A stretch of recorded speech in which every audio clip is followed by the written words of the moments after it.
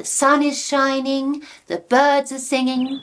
All my domestic appliances are operating within normal parameters. I've a menagerie of companion animals to keep me amused. And best of all, no electronic tag. And then I thought to myself, this afternoon will probably be pretty good too. And tomorrow. And come to think of it, yesterday wasn't bad either.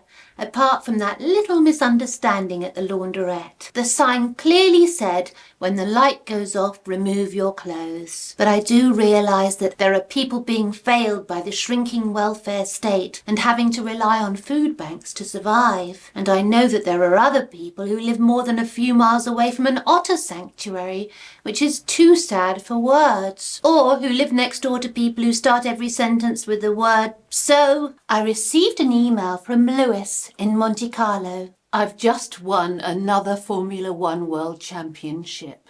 I've got a lovely home. Women throw themselves at me. So why do I feel so very empty? Oh, Lewis, I do feel for you.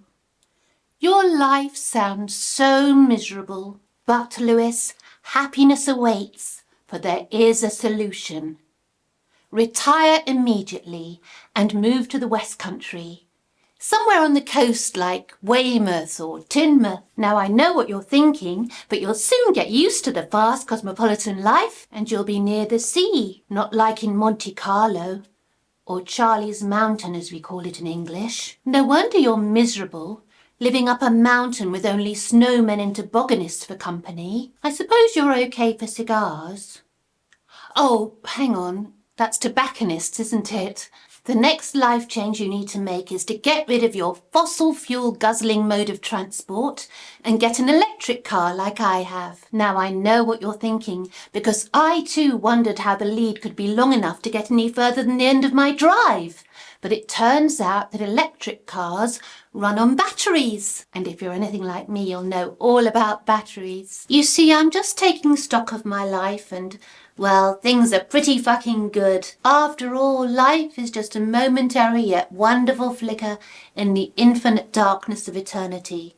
So I'm going to make the most of it while I can, and no one is going to bring me down with their cynicism and backstabbing. And remember, keep it light. If you've been affected by any of the issues in this programme, just remember most people are about as happy as they make up their minds to be.